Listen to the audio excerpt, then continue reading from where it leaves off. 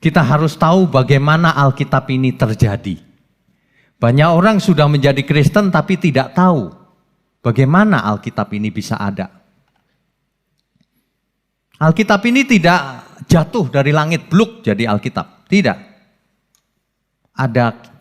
Ada ceritanya bagaimana sampai jadi Alkitab. Kenapa ada Alkitab bahasa Indonesia? Pasti ada yang menerjemahkan dan seterusnya. Kita percaya Alkitab adalah inspirasi daripada Roh Kudus sendiri. Katakan amin. Jadi kita harus mengerti bahwa asal mulanya memang inspirasi Roh Kudus.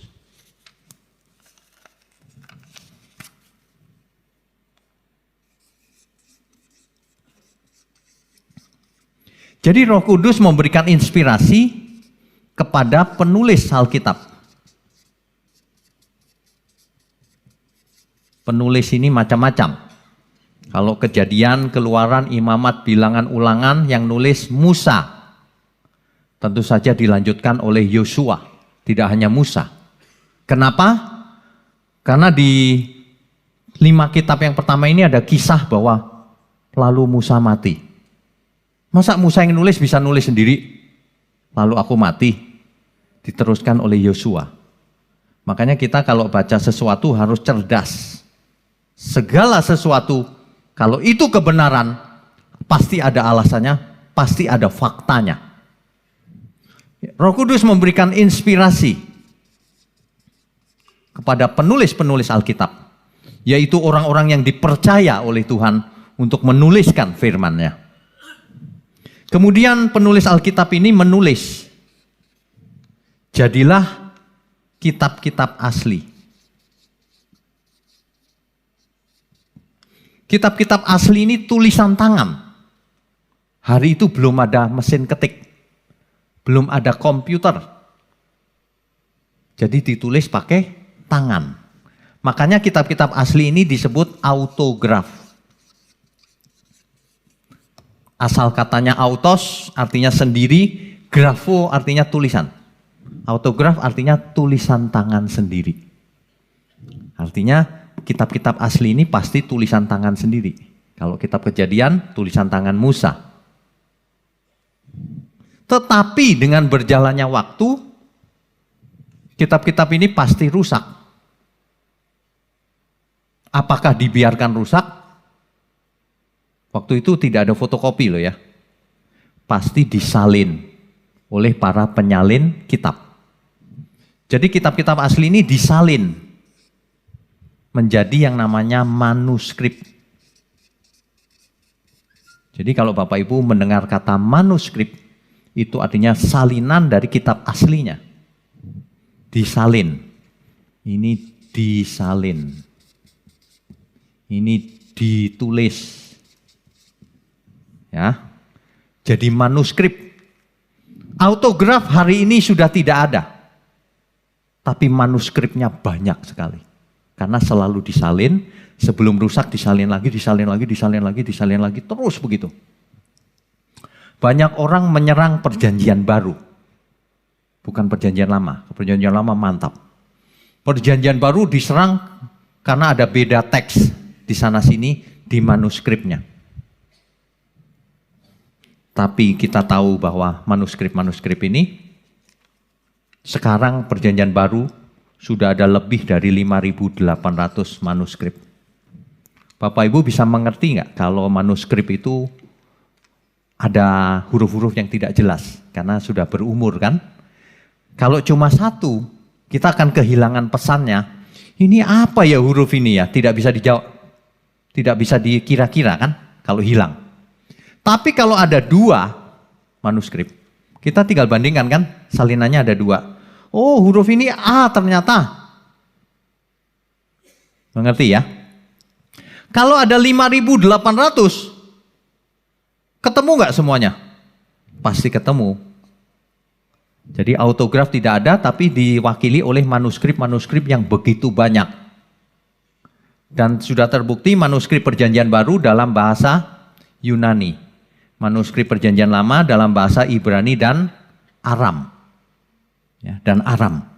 Oke, manuskrip-manuskrip ini mengalami kanonisasi. Yaitu hari itu kitab-kitab kan sudah banyak nih. Rupanya banyak orang bikin-bikin kitab. Kitab palsu. Beredar banyak. Jadi gereja harus menetapkan yang itu palsu tuh. Jangan sampai generasi berikutnya nggak mengerti. Lalu dikumpulkan kitab-kitab yang memang dari dulu sudah dipakai sebagai yang asli. Itulah namanya proses kanonisasi. Bukan seperti fitnahan yang dilemparkan oleh pihak yang tidak bertanggung jawab. Oh, Alkitab itu kompromi, itu ngumpul-ngumpul para pendeta. Kanonisasi, meeting, menentukan mana yang asli, mana yang tidak. Bukan.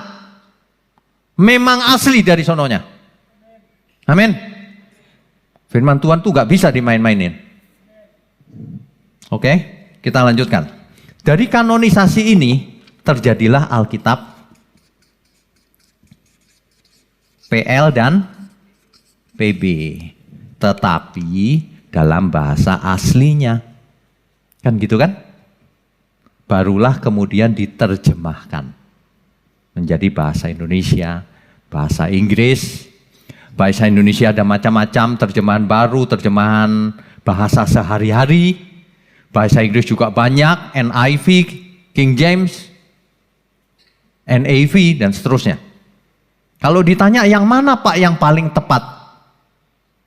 Bacalah semua terjemahan. Karena saling melengkapi. Karena satu kata bahasa asli tidak bisa diwakili oleh satu kata dalam bahasa lain. Harus dijelaskan. Makanya jangan suka ngomong, King James lebih bagus. Enggak juga. King James banyak kelemahan. NIV kekurangannya ini. Enggak juga. Semua harus saling melengkapi. Kalau mau aslinya, lihatlah teks aslinya. Nah, oke.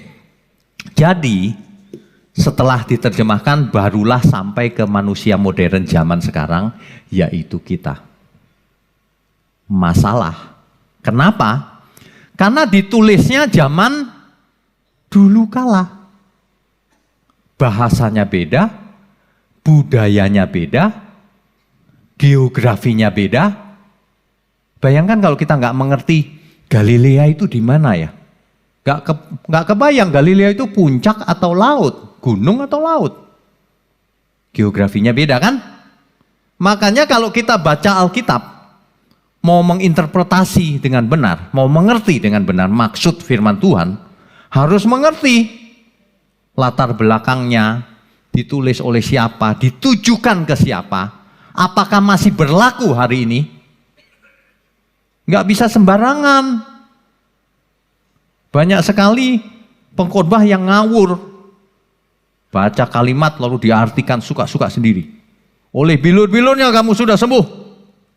Sembuh dari kanker. Siapa yang bilang sembuh dari kanker? Hari itu jangan-jangan nggak ada kanker kali. Ngerti maksud saya ya? Kita itu harus belajar kebenaran semurni-murninya. Supaya Alkitab itu berkuasa. Firman Tuhan itu berkuasa, kata Alkitab. Kalau firman itu ditabur dan dimengerti, tentu saja dimengerti dengan benar. Kalau dimengerti dengan benar, hidupmu berbuah-buah. Ada yang 30 kali, ada yang 60 kali, bahkan ada yang 100 kali. Kalau enggak, pengertiannya salah. Jangankan berbuah, busuk. Karena pengertiannya salah. Inilah topik hermeneutika. Hermeneutics. Ilmu tafsir Alkitab. Harus benar, harus Alkitabiah. Ya, ini prosesnya. Makanya banyak orang salah. Kenapa? Yaitu tadi. Beda apa? Beda budaya. Beda bahasanya beda.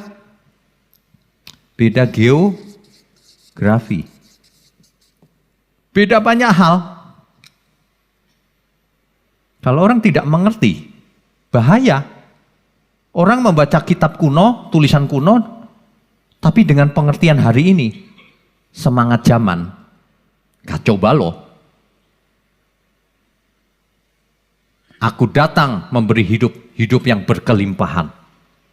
Terus pikirannya hari ini, aku pengusaha.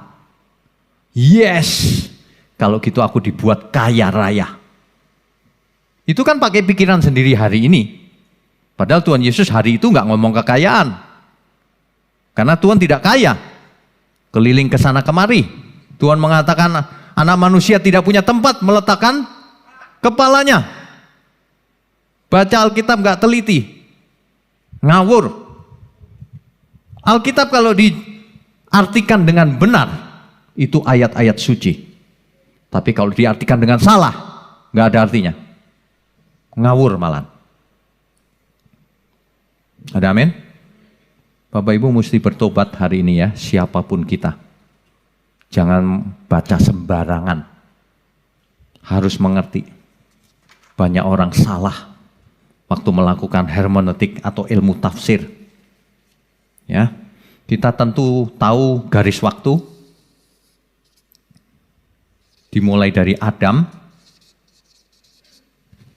sampai nanti kekekalan. Di zaman ini ada salib.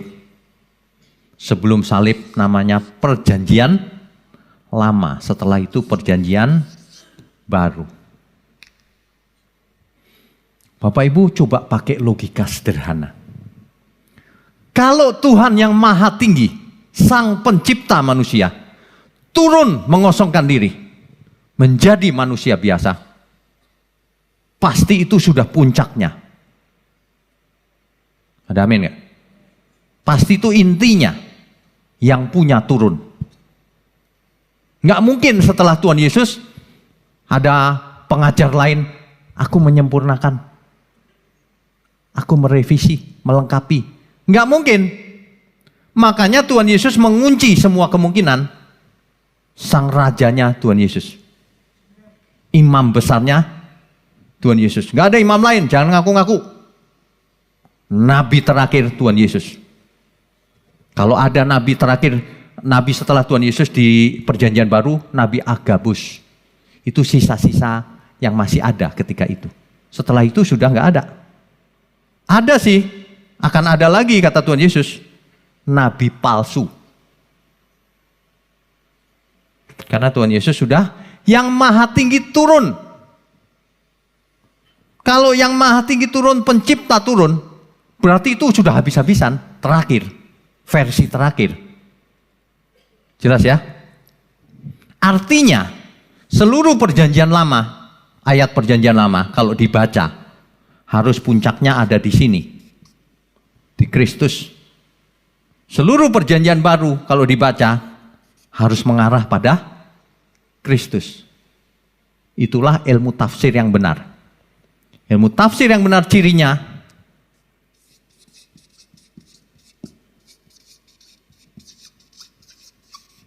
Christ Center, berpusat pada Kristus. Itu ilmu tafsir yang benar. Kalau orang suka memungut ayat perjanjian lama, tapi nggak ada impactnya ke dalam Kristus, malah lari ke kekayaan jasmani, udah pasti salah itu. Kalau orang lari ke perjanjian baru, lalu bikin teologi sendiri yang tidak sesuai dengan yang dikatakan Kristus, pasti salah. Secanggih apapun teologi seseorang, kalau tidak sama dengan yang dikatakan oleh Kristus, salah itu. Kita harus mengatakan amin. Orang tidak setuju sama Tuhan Yesus, salah.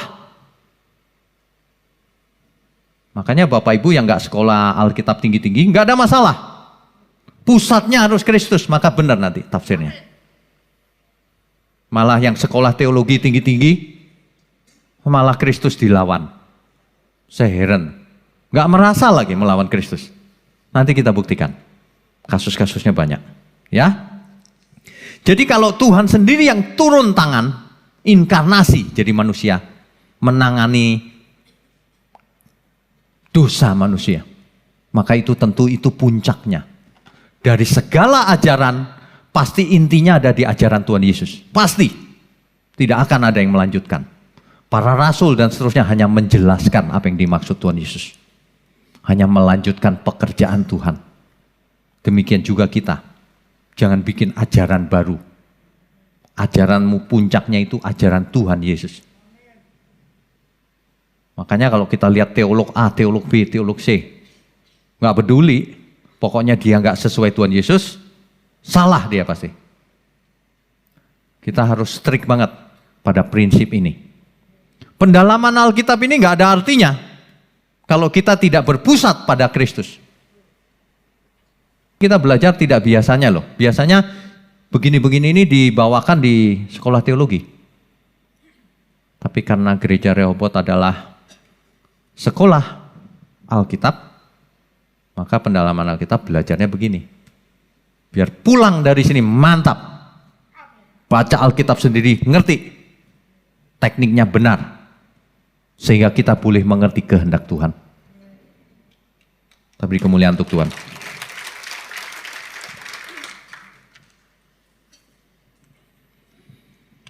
Karena diinspirasikan oleh Roh Kudus.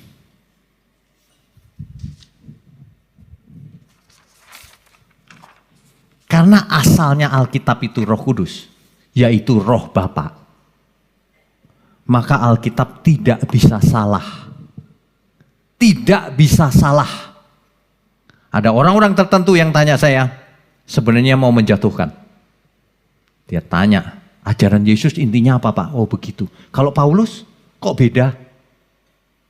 Saya cuma jawab, Alkitab tidak bisa salah. Tuhan Yesus pasti benar, Rasul Paulus juga pasti benar, karena muridnya Tuhan Yesus. Gitu aja, jangan mau dipancing. Rasul Paulus ngajarin yang beda tuh, tidak. Sama. Kalau beda berarti kau nggak mengerti. Karena asalnya Roh Kudus, maka Alkitab tidak bisa salah.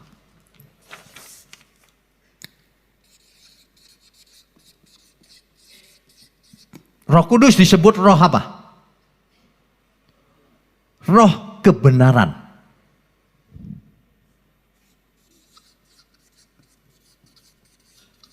Roh kebenaran. Artinya kalau dia menginspirasikan jadi Alkitab, maka Alkitab tentu benar. Tentu tidak bisa salah. Dalam hal apapun. Kebenaran itu cirinya minimal ada 3. Sesuai dengan fakta. Sesuai fakta. Ada orang yang ngomong begini, bumi ini sebenarnya bukan bulat Pak, datar. Oh ya? Mana buktinya? Itu ada ayatnya. Seperti daratan bumi. Alkitab tidak bisa salah. Yang salah adalah manusianya. Salah interpretasi, salah tafsir. Gak mengerti prinsip Alkitab. Kebenaran itu sesuai dengan fakta. Yang kedua, kebenaran itu koheren. Koheren itu maksudnya tidak ada pertentangan di dalamnya. Tidak ada yang kontradiksi, tidak ada yang saling menentang. Kalau ada 2 ayat atau lebih yang seolah-olah bertentangan, itu berarti manusianya yang tidak mengerti. Nanti kita lihat ya. Yang terakhir, kebenaran itu pragmatis. Pragmatis itu ada dampaknya. Kebenaran itu dampaknya untuk memuliakan Tuhan. Pasti. Kalau ada teologi yang tidak memuliakan Tuhan, meskipun kelihatannya ruwet canggih, salah itu. Karena tidak pragmatis. Kalau ada teologi yang mengatakan bahwa kita sudah selamat saudara, tidak perlu berusaha hidup kudus. Tidak pragmatis, tidak berdampak. Ada sih dampaknya, merusak. Malah jadi pasif orangnya. Itu pasti teologi yang salah. Teologi yang benar itu berdampak mengubah kita semua. Aku mau hidup kudus Tuhan. Aku mau belajar. Aku mau melakukan kehendak Tuhan. Aku mau jadi berkat bagi sesama. Berdampak mengubah. Itulah sebabnya Alkitab berkata hidupmu akan berbuah-buah. Ada yang 30 kali, ada yang 60 kali, bahkan ada yang 100 kali. Jangan sampai Bapak Ibu jadi Kristen sudah lama, tidak mengerti ilmu ini. Tidak bisa mempraktekannya. Orang yang sekolah teologi di STT belum tentu bisa mempraktekkan. Tapi kalau jemaat tulus malah bisa mempraktekkan. Amin.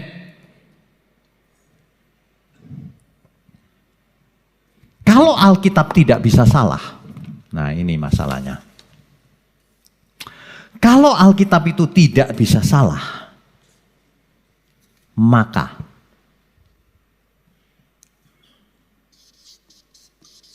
kalau ada ayat 1 dan ayat kedua seolah-olah bertentangan, seolah-olah. Bisa nggak bertentangan tapi dua-duanya benar?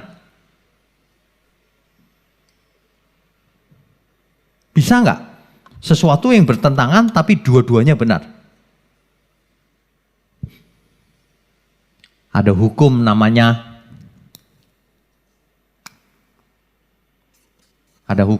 the law of non-contradiction.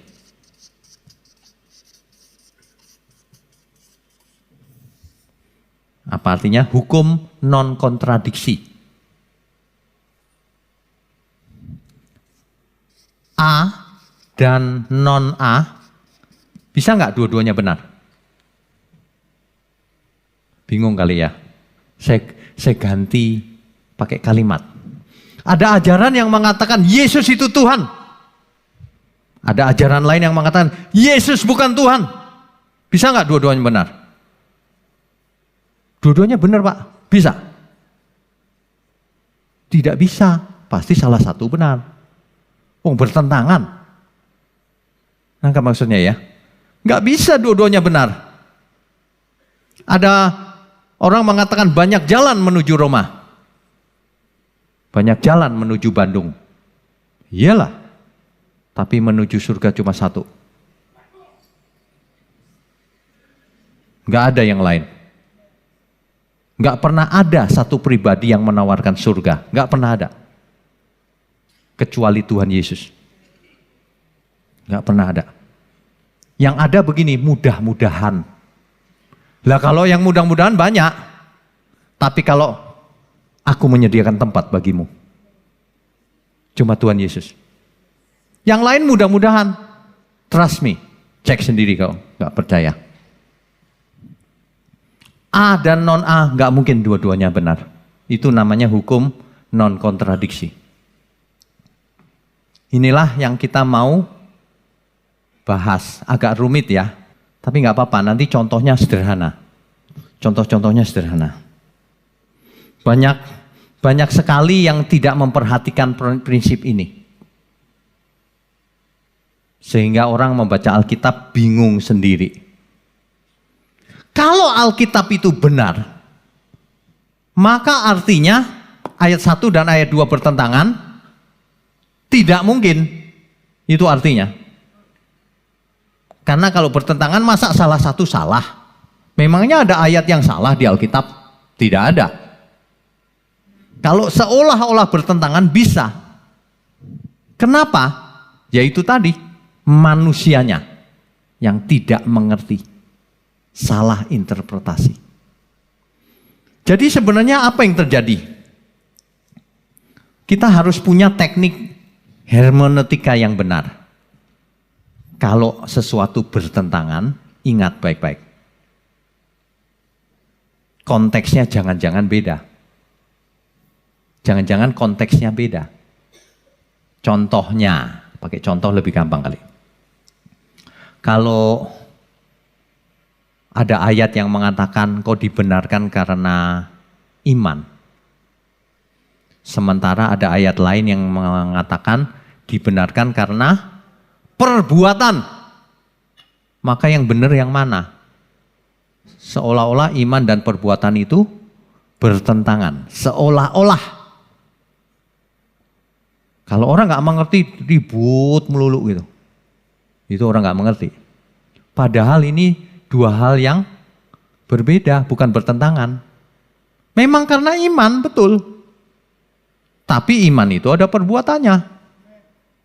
Sederhana. Kalau orang biasa belajar logika sederhana itu juga sederhana. Iman macam apa yang nggak ada perbuatannya? Bohong itu. Tapi saya heran juga tuh, banyak orang mengatakan yang penting kan percaya Pak. Yang penting percaya itu dalam pikiran mereka. Yang penting aku setuju bahwa Yesus itu Tuhan. Lah kalau cuma setuju, setan juga setuju. Roh-roh jahat gemetar.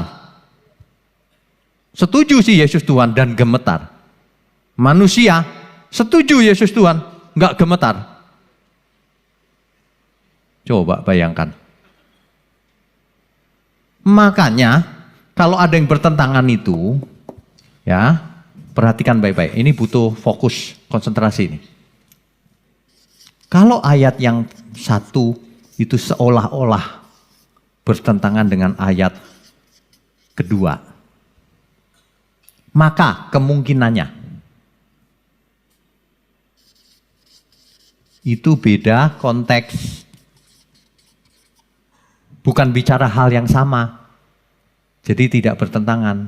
Beda konteksnya. Itu yang pertama. Yang kedua, bukan. Ini saling melengkapi. Suatu hari masing-masing ini akan dibahas kali ya. Biar makin lama makin mengerti. Yang lain saling menjelaskan. Bukan bertentangan.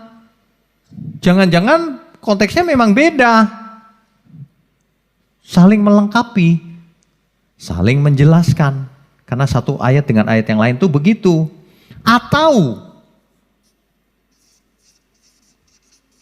sudah dibatalkan. Nah ini, yang ini orang alergi.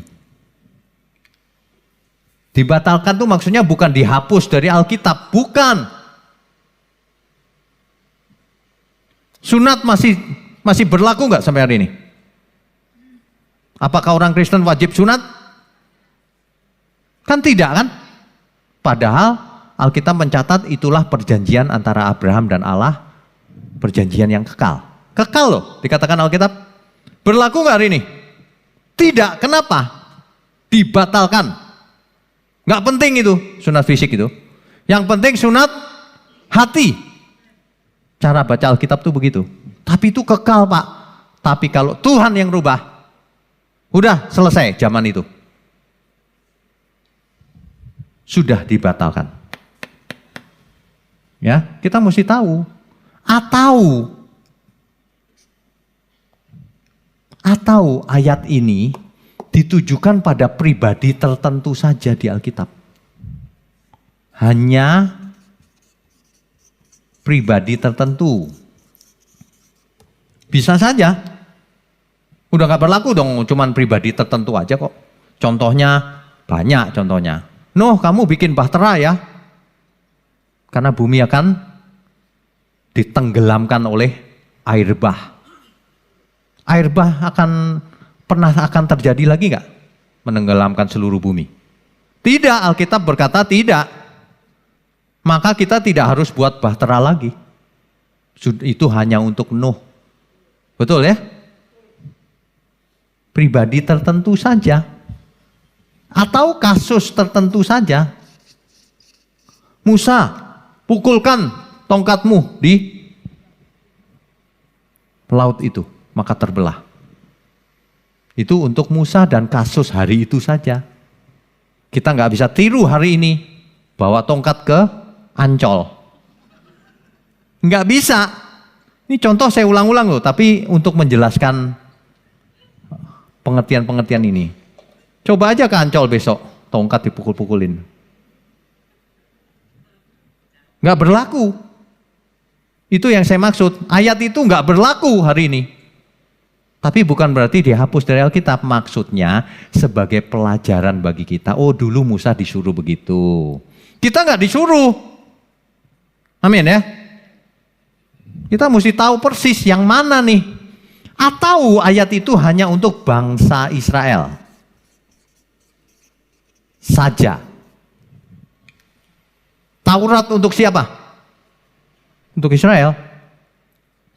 Kekayaan bangsa-bangsa akan pindah ke kamu. Itu untuk siapa? Itu Israel. Ayat itu hanya untuk Israel loh. Bukan untuk kita. Kok diterapkan sama kita? Matre sih. Pilih-pilih ayat yang enak didengar, yang soal kekayaan melulu. Aduh. Kita itu hidup cuma sekali. Ngapain sih menipu diri sendiri? Untuk apa semua itu? Mari kita belajar kebenaran yang mentok gitu loh. Ada amin gak ini? Belajar tuh sama Kristus. Jangan sama yang lain. Ya. Oke. Nah. Prinsip sederhana lagi. Kalau ayat 1 dan ayat 2 tidak mungkin bertentangan. Kan seluruh ayat Alkitab gak ada yang bertentangan. Jangan-jangan itu tadi beda konteks dan sebagainya. Jadi sebenarnya semua ayat dengan ayat yang lain itu tidak bertentangan. Kalau ayat tidak bertentangan, Bapak Ibu ketemu ayat yang sulit di sini, susah. Ini apa sih maksudnya gitu? Lalu di sini ada ayat lain yang gampang kalimatnya, tapi membahas hal yang sama. Maka pilihlah yang gampang. Nangkep nggak maksud saya? Misalnya, mau masuk surga? Menurut Paulus, ruwet bener ceritanya. Tapi ada cerita lain yang gampang. Pilihlah yang gampang, pasti benar itu.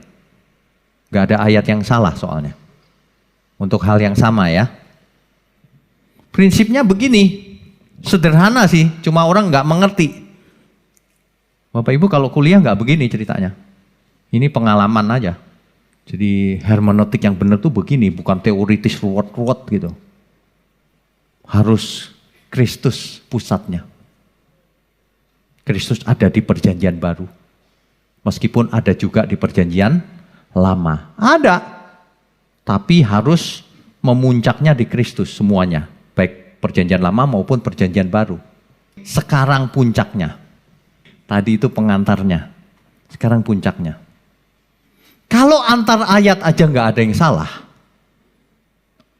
tapi ada ayat tertentu yang kalimatnya sulit dimengerti. Satu, karena pakai kata-kata yang sulit. Dua, karena kalimatnya panjang pakai anak kalimat yang panjang. Kitab Roma, sulit dimengerti. Ketiga, mungkin pakai gaya bahasa tertentu. Pakai istilah-istilah di zaman itu yang kita nggak kenal. Bisa. Tapi ingat, topik ini adalah hermeneutik atau ilmu tafsir yang benar.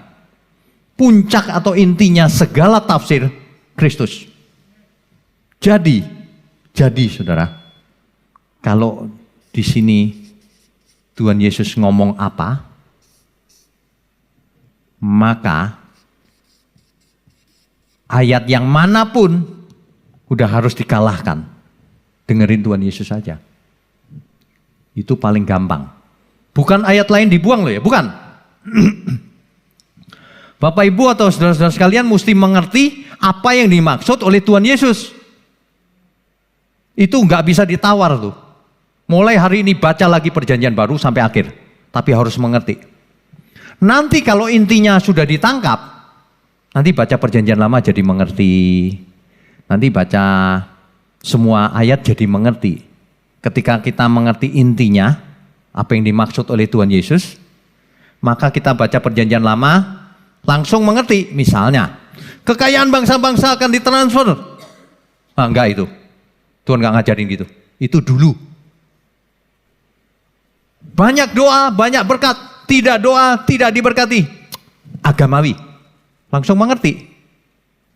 Banyak doa enggak dikasih apa-apa sama Tuhan kalau doanya salah. Ada nggak doa yang salah? Ada. Banyak doa yang salah. Minta yang aneh-aneh, pakai nama Tuhan Yesus. Nggak ada. Kalau minta harus minta yang benar untuk kemuliaan Tuhan. Itu baru benar. Kita beri kemuliaan untuk Tuhan. Oke.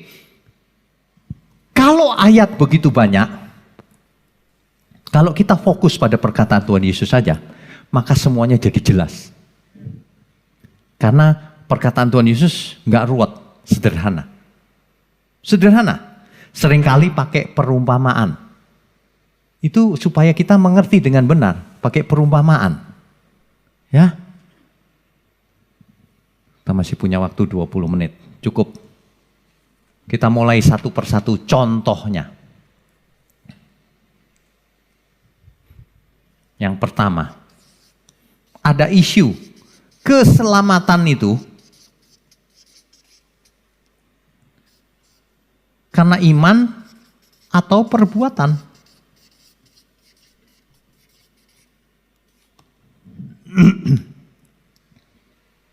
Menurut Paulus, seolah-olah itu iman.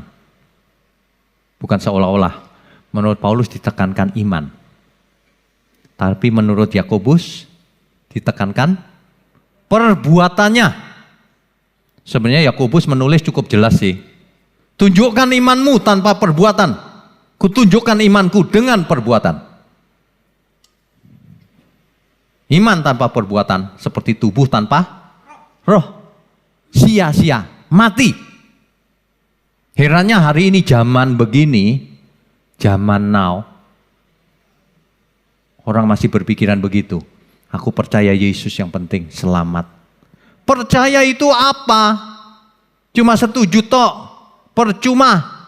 Itu namanya iman fantasi. Iman halusinasi. Aku percaya Yesus loh dalam pikiran.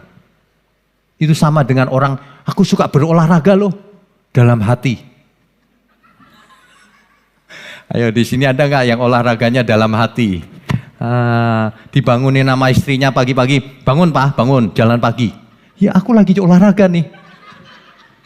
Dari tadi aku olahraga dalam mimpi.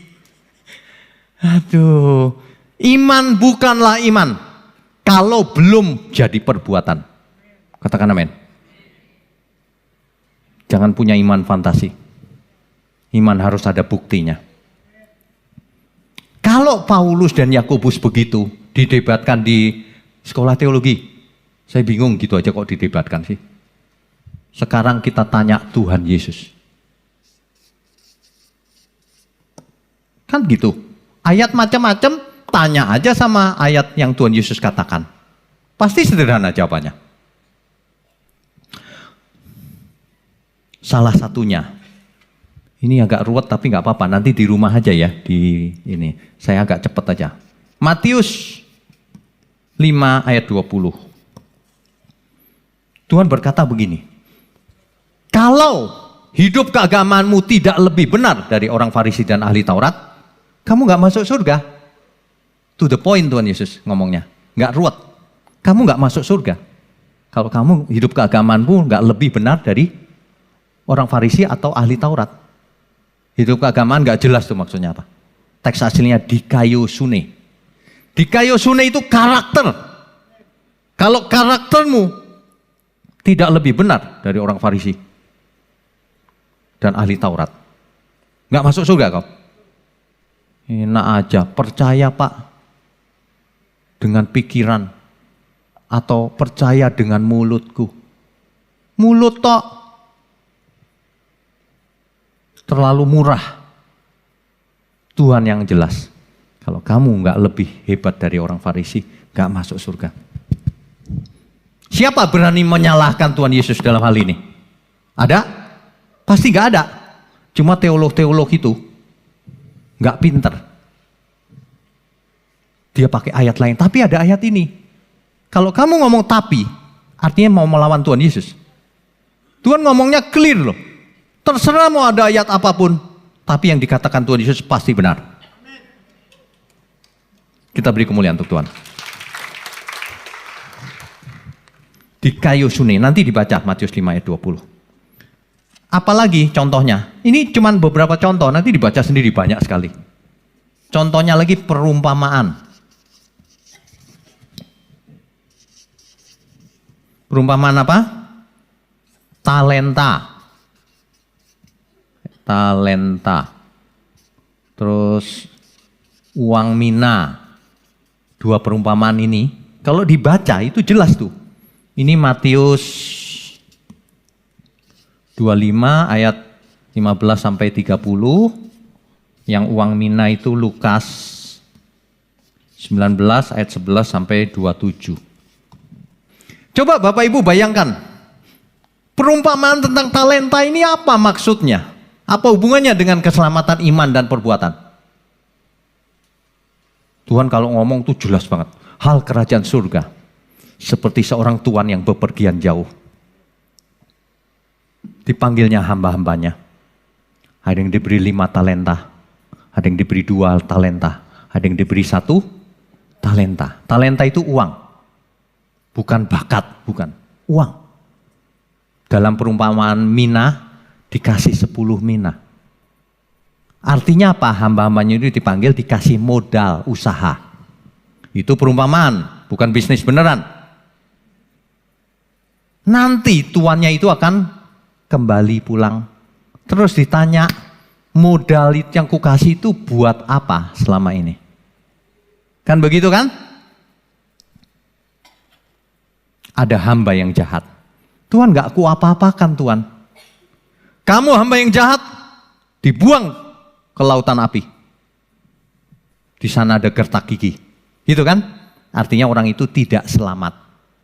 Yang selamat adalah hamba yang baik. Yang mengusahakan talenta dan uang mina itu.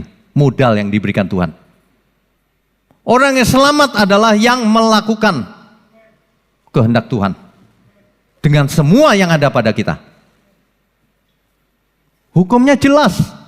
Kasihlah Tuhan Allahmu dengan segenap hati, dengan segenap akal budi, jiwa, kesadaran, kekuatan. Saya sering tambahkan, dengan segenap uangmu. Dengan segenap waktumu, dengan segenap waktu kita, dengan segenap semua yang ada pada kita. Itulah yang dimaksud dengan talenta dan uang mina. Nanti ketika Tuhan Yesus datang, kita harus bertanggung jawab. Hidup kita ini untuk apa selama ini? Jangan seperti orang kaya yang bodoh yang dikatakan oleh Alkitab. Yang hidup untuk dirinya sendiri. Kita harus hidup untuk kemuliaan Tuhan. Amin ya. Kan kita semua nanti mau ketemu kan? Ya, kita beri kemuliaan untuk Tuhan. Ini baru soal keselamatan. Ini baru contohnya 3 kasus. Baca aja sendiri seluruh Alkitab apa yang dikatakan Tuhan Yesus. Tuhan Yesus sering ngomong begini, hal kerajaan surga. Nah gitu. Ya. Jadi karena apa? Iman benar. Tapi iman yang sudah jadi perbuatan. Yaitu tadi, modal yang diberikan Tuhan pada kita, untuk apa waktu kita hidup? Itulah iman yang benar. Itulah ibadah yang sejati. Itu maksudnya. Kasus kedua.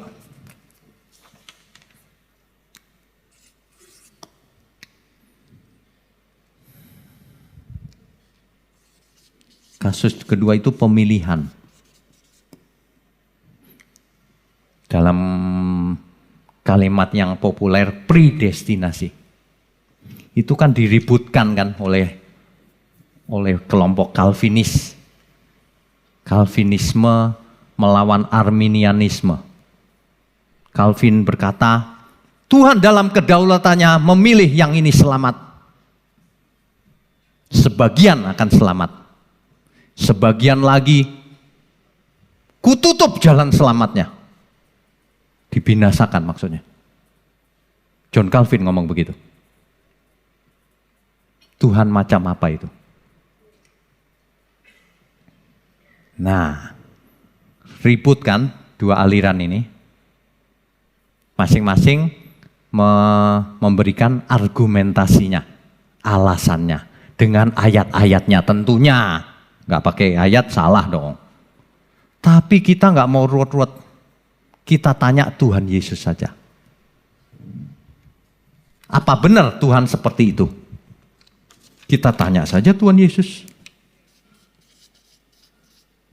Daripada ribut-ribut Calvin sama Arminian.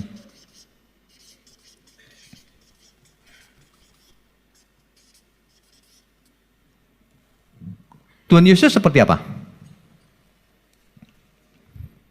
Hal kerajaan surga seperti seorang raja yang mengadakan perjamuan kawin. Matius 22 ayat 1 sampai 14. Nanti dibaca di rumah tuh. Tuhan Yesus tuh mengajarnya jelas. Hal kerajaan surga seperti seorang raja yang bikin pesta kawin. Orang-orang yang diundangnya tidak mau datang. Kata-katanya apa? Tidak mau. Artinya apa tidak mau? Menolak. Artinya apa? Orang yang diundang menolak. Punya kehendak bebas. Calvin bilang tidak punya kehendak bebas. Tuhan Yesus ngomong orang itu menolak. Artinya punya kehendak bebas. Kau mau milih Calvin atau mau milih Tuhan Yesus? Gitu aja. Tuhanmu siapa? Tuhan Yesus kalau ngomong clear, gak perlu interpretasi aneh-aneh.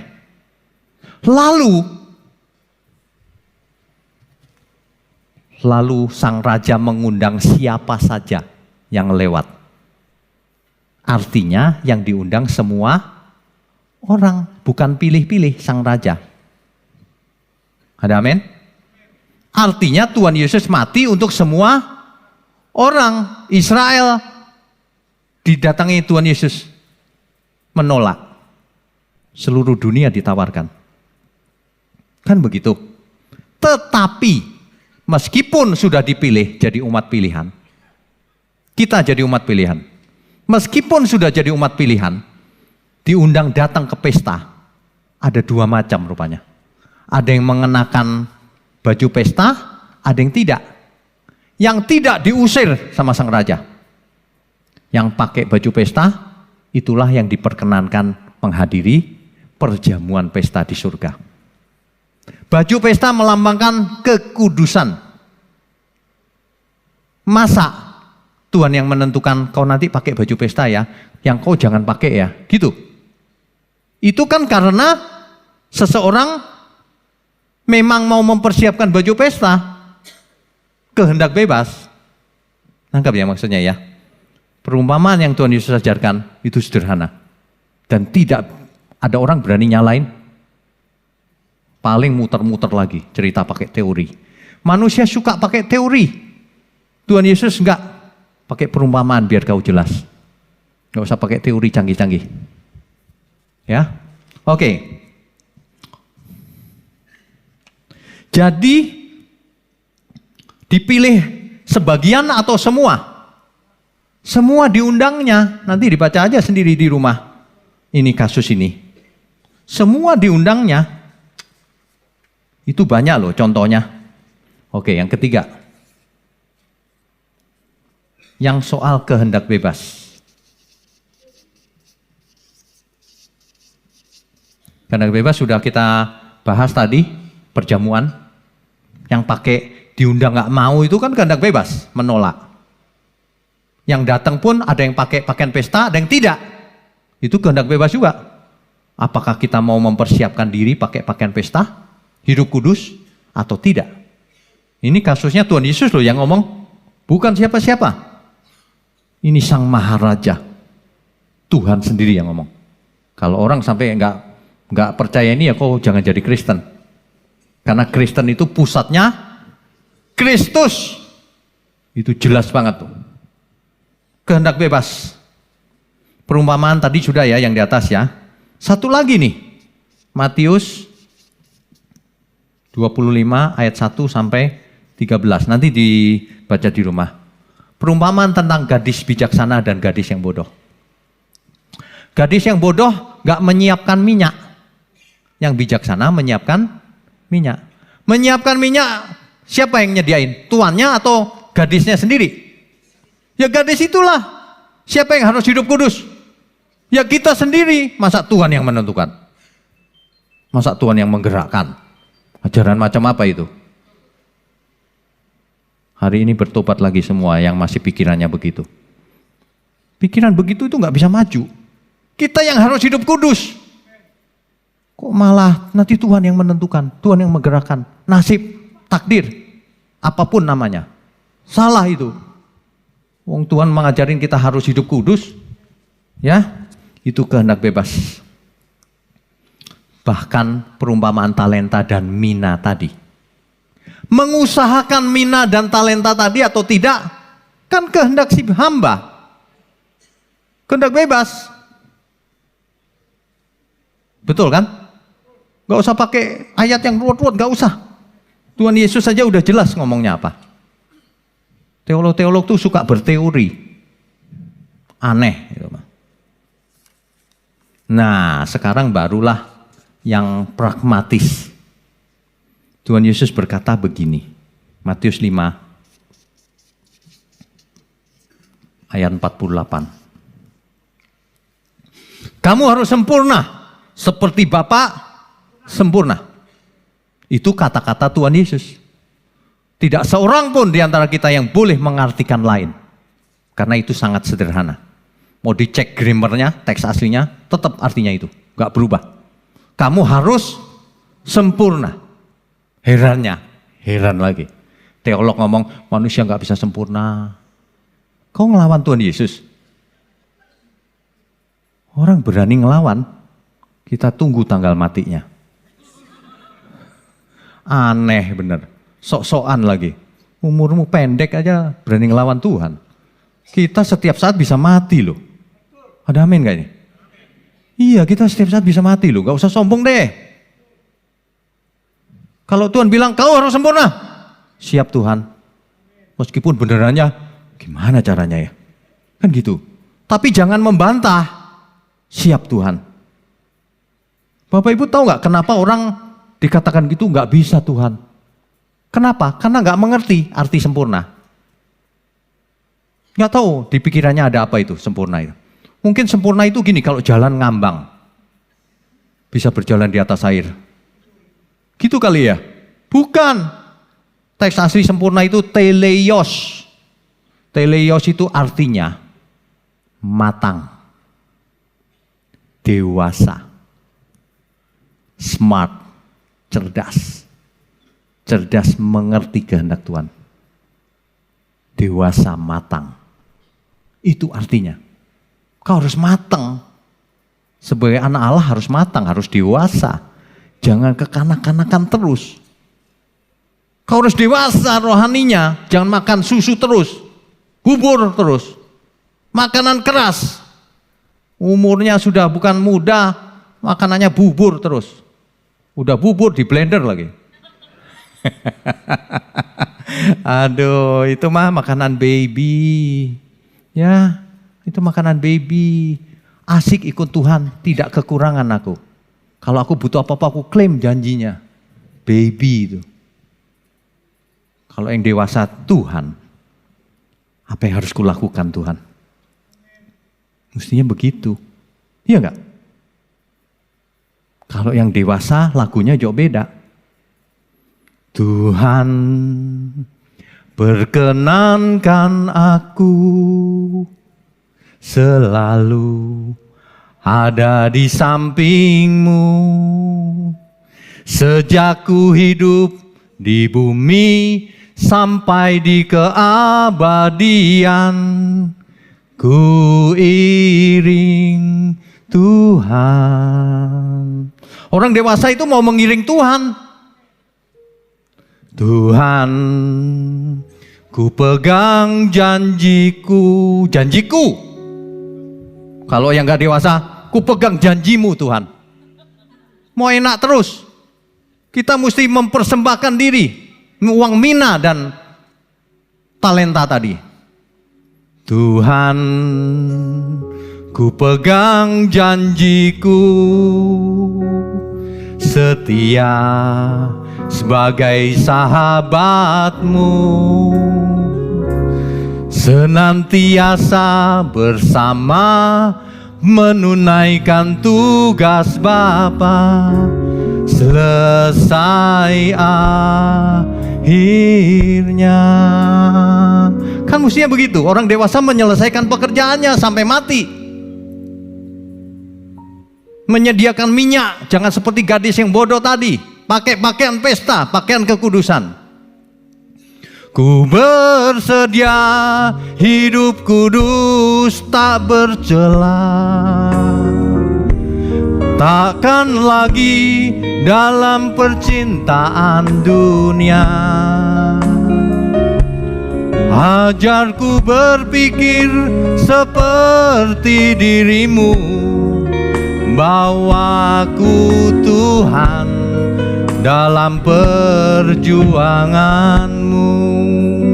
Aku mau berjuang. Hidup ini bukan untuk santai-santai. Hidup ini bukan untuk enak-enakan. Yang lucu itu banyak orang ya, ikut motivator-motivator dunia. Diajarin, aku jutawan, aku miliarder. Malu-maluin aja. Alangkah sulitnya orang kaya masuk surga. Aku jutawan, aku miliarder. Apa artinya? Gak pengen ke surga lo. Kalau pengen ke surga, semuanya untuk Tuhan. Tentu saja kalau bisa sekaya mungkin, tapi untuk Tuhan. Amin ya. Tuhan tidak anti kekayaan. Tuhan sangat anti kalau hati seseorang tertambat pada kekayaannya. Tuhan berkata begini, jikalau barang siapa mengasihi aku, ia akan melakukan segala perintahku. Itu jikalau loh. Barang siapa loh. Apa artinya? Terserah situ. Artinya kehendak bebas. Betul? Makanya jangan suka berteori. Kalau kita dengar Tuhan Yesus, semua teologi jadi clear. Jadi jelas mana yang benar, mana yang salah. Kalau Kristus yang Maha Tinggi turun mengosongkan diri, itu pasti sudah puncaknya.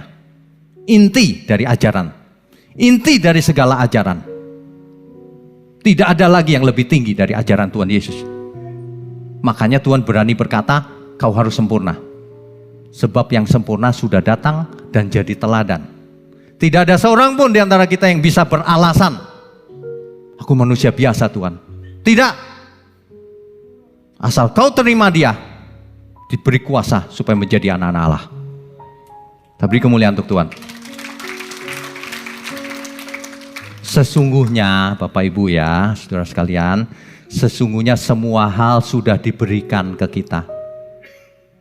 Yang pertama, dosa-dosa kita sudah dihapus. Yang kedua, Roh Kudus sudah tinggal dalam diri kita. Segala karunia, sumbernya sudah ada di dalam diri kita. Ruang Maha Kudus pindah di dalam diri kita. Tubuhmu bait Allah. Segala karunia ada dalam diri kita. Mindset kita harus berubah oleh firman Tuhan. Sang firman kebenaran. Tinggal kita mau praktek apa enggak. Kalau mau praktek, kehendak bebas. Ayo mau praktek apa enggak? Kalau mau jadi anak Allah, harus praktek. Amin. Hari ini kita belajar, pusat dari segala sesuatunya adalah Kristus yang Maha Tinggi. Kita beri kemuliaan untuk Tuhan.